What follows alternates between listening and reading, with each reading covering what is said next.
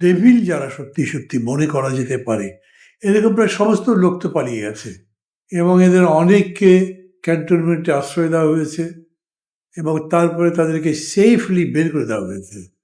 ওটা করবে বলে যাদের ধরবে, এগুলো মানে রুই কাতলা যাওয়ার পরে এগুলো চুনোপুটি সব এদের ব্যাপারে বলা হচ্ছে। এই জন্য আমার কাছে মনে হচ্ছে পুরো অপারেশনটার যদি গতি, প্রকৃতি, চরিত্র ব্যাখ্যা করে তারপরে লক্ষ্য টক্ষ্য সেট করে কাজে নামতো, ওইটা একটা রেজাল্ট দিতে পারতো। কিন্তু এইটা কোনো রেজাল্ট তো দেবে না, বরঞ্চ এক ধরনের স্বৈরতান্ত্রিক প্রবণতা এটার মধ্যে ডেভেলপ করবে। কারণ বলা হচ্ছে যেরকম ল্যাঙ্গুয়েজে একটাও ডেভিল বাইরে রাখবো না, এ কি সোজা কথা নাকি? অপারেশন ডেভিল হান্ট অলরেডি শুরু হয়েছে। ইতিমধ্যে হাজারের উপরে মানুষ গ্রেফতার হয়েছে, একজন মৃত্যুবরণও করেছে। এই বিষয়ে আপনার প্রতিক্রিয়া কি? ব্যাপারটা না বিস্ময়কর আমার কাছে। ডেভিল মানে কি? এটা একটা বিরাট শব্দ। অপারেশন ডেভিল হান্ট বলছে, তো এই যে 1083 না কত লোক গ্রেপ্তার করেছে, ধরবো আমি যে এরা সব ডেভিল, নাম দিকে দেন, পরিচয় প্রকাশ করুক। এরা ডেভিল কিনা সেই জাজমেন্ট কে করবে, ওরা নাকি পাবলিক? ডেভিল যারা সত্যি সত্যি মনে করা যেতে পারে, এরকম প্রায় সমস্ত লোক তো পালিয়ে গেছে এবং এদের অনেককে ক্যান্টনমেন্টে আশ্রয় দেওয়া হয়েছে এবং তারপরে তাদেরকে সেফলি বের করে দেওয়া হয়েছে। ওটা করবে বলে যাদের ধরবে, এগুলো মানে রুই কাতলা যাওয়ার পরে এগুলো চুনোপুটি সব এদের ব্যাপারে বলা হচ্ছে। এই জন্য আমার কাছে মনে হচ্ছে পুরো অপারেশনটার যদি গতি, প্রকৃতি, চরিত্র ব্যাখ্যা করে তারপরে লক্ষ্য টক্ষ্য সেট করে কাজে নামতো, ওইটা একটা রেজাল্ট দিতে পারতো। কিন্তু এইটা কোনো রেজাল্ট তো দেবে না, বরঞ্চ এক ধরনের স্বৈরতান্ত্রিক প্রবণতা এটার মধ্যে ডেভেলপ করবে। কারণ বলা হচ্ছে যেরকম ল্যাঙ্গুয়েজে একটাও ডেভিল বাইরে রাখবো না, এ কি সোজা কথা নাকি? ডেভিলের ডেফিনিশন কি? সে কি কেবল পলিটিক্যাল ডেভিল? সে সোশ্যাল ডেভিল হতে পারে, ইকোনমিক, ফাইন্যান্সিয়াল, মানে তার অন্তর্গতভাবে ডেভিল হতে পারে। এগুলো খুব হালকাভাবে কথাবার্তা বলা হচ্ছে।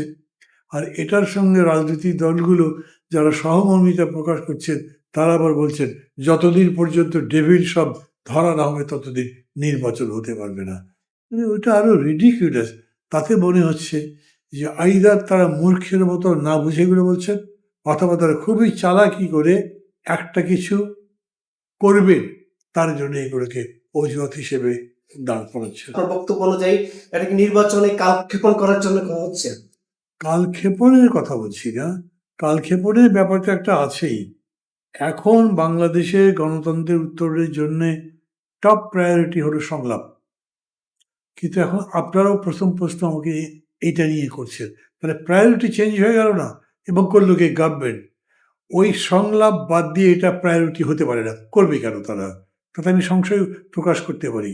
যেহেতু এই সরকার সম্পর্কে এখনো পর্যন্ত আমরা সমর্থন প্রত্যাহার করে বিরোধিতায় নামিনি, এই জন্য মনে করছি তারা কি বোকার মতো, মূর্খের মতো এগুলো করছে, নাকি বুঝে শুনে কোনো একটা মতলব থেকে করছে। দেশ বাঁচাতে হলে আগে রাজনৈতিক দলগুলোর সংস্কার প্রয়োজন।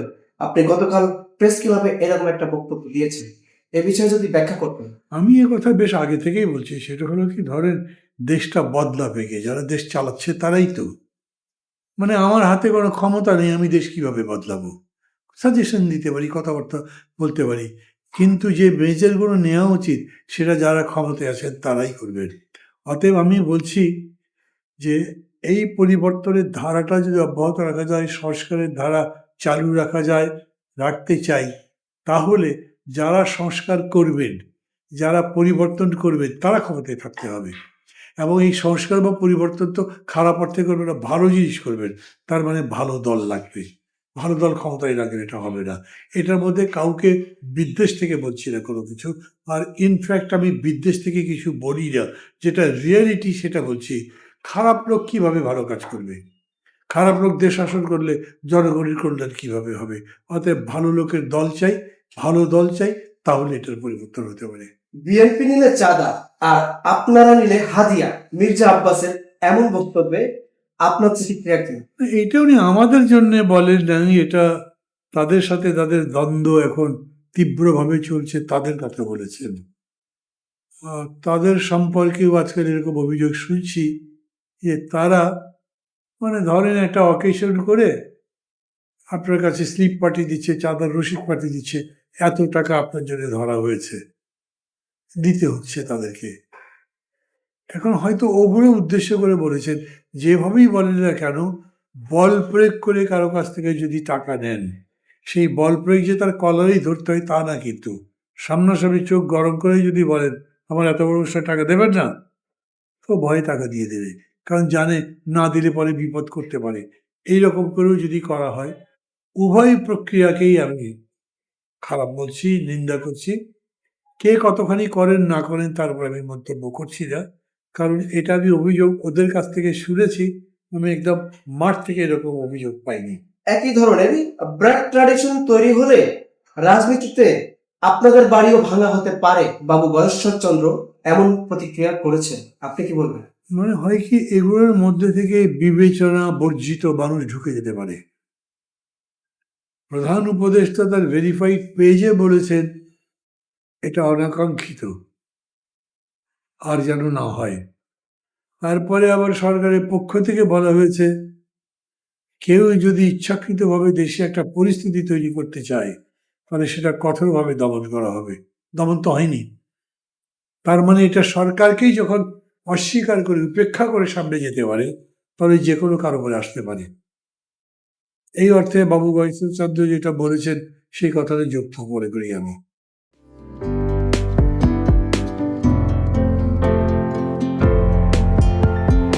পহেলা জানুয়ারি 2025 ইউটিউব জার্নালিজমের অগ্রদূত changetv.press 6 বছর পেরিয়ে পা রাখল গর্বিত আমি অত্যন্ত আনন্দিত হলাম যে চেঞ্জ টিভি আগামী কয়েকদিনের মধ্যেই 6 বছর পূর্ণ করবে। আর হাঁটি হাঁটি পা পা করে চলা শুরু করে এখন সে বেশ দৌড়াদৌড়ি করছে বলা যেতে পারে। ও নামটাও অত্যন্ত বলবো যে সিগনিফিক্যান্ট, যে চেঞ্জ, এই গণঅভ্যুত্থান কিন্তু চেঞ্জ চেয়েছে। সেই হিসেবে তোমার টেলিভিশনের, তোমার এই চ্যানেলের নামের একটা যথেষ্ট মিল পাওয়া যায়। আমার প্রত্যাশা যে এই গণঅভ্যুত্থানের যে প্রত্যাশা, যে আশা আকাঙ্ক্ষা, চেঞ্জ টিভি সেটিকে এগিয়ে নিয়ে যাবে। তোমাকে শুভেচ্ছা। চেঞ্জ টিভি যারা সম্পৃক্ত আছেন, যারা কর্মী আছেন, সামনে পেছনে সকলকে আমার শুভেচ্ছা। changetv.press এক ফোঁটা হলুদ নেই।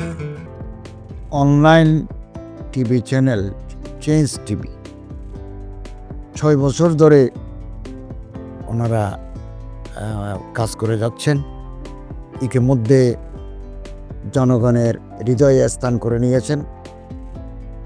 প্রায় 22 লাখ সাবস্ক্রাইবার আছে। আর যে কোনো অনুষ্ঠান 10 লাখের মতো মানুষ এটা প্রতিদিন মানুষ দেখে থাকে। আমিও এই চ্যানেল নিয়মিত দেখি। তো চেঞ্জ টিভির পক্ষে আমির মোমিনুল মানিক সাহেবের উপস্থাপনা, প্রশ্নের ধরন, এগুলো জনগণ দেখতে চায়, শুনতে চায়। আমি চেঞ্জ টিভির উত্তরোত্তর সমৃদ্ধি কামনা করছি। changetv.press এক ফোঁটা হলুদ নেই। চেঞ্জ টিভি, তো আমি তাদেরকে আমার অসংখ্য শুভেচ্ছা জানাচ্ছি, কারণ তারা যে ভূমিকা রেখেছে এই সময়, একটা কঠিন সময় ছিল, সেটাতে যেমন ভূমিকা রেখেছে, এমনকি 5ই আগস্টের পরে নতুন বাংলাদেশেও তারা তাদের সেই তীক্ষ্ণ একটা সমালোচনামূলক এবং যেটাকে আমি গঠনমূলক বলবো সেরকম একটা ভূমিকা রাখছেন। তো সেক্ষেত্রে আমরা মনে করি যে এই ভূমিকা আমাদের দরকার, আমরা চাই এটা থাকুক এবং আরও যেন সমৃদ্ধ হয়। নতুন বাংলাদেশ নির্মাণে আমরা চাই যে চেঞ্জ টিভি যে সমালোচনাগুলো করছে বা যেগুলো আমরা তুলে ধরছেন, সেটা এমন করে করবেন যেন আমরা সেখান থেকে শিখতে পারি এবং সবাই মিলে যেন আমরা নতুন বাংলাদেশকে সত্যিকার অর্থে বৈষম্য বিহীন একটা সমাজ গড়ে তুলতে পারি, সেটা আপনারা সহজ চেষ্টা করুন। changetv.press এক ফোঁটা হলুদও নেই। আগামী জানুয়ারি মাসের 1 তারিখে আপনারা 6 বছর পূর্ণ করতে যাচ্ছেন। আপনাদেরকে শুভেচ্ছা জানাচ্ছি, আন্তরিক ধন্যবাদ জানাচ্ছি। আমি আশা করব চেঞ্জ টিভি অতীতে যে বলিষ্ঠ ভূমিকা পালন করেছে, আগামীতেও আপনারা সেই বলিষ্ঠ ভূমিকা পালন করবেন। আমি আমার এলডিপির পক্ষ থেকে, মুক্তিযোদ্ধাদের পক্ষ থেকে আপনাদেরকে আন্তরিক মোবারকবাদ জানাচ্ছি, শুভেচ্ছা জানাচ্ছি। আশা করি দিন দিন আপনারা উন্নতির শিখরে এগিয়ে যাবেন। ধন্যবাদ।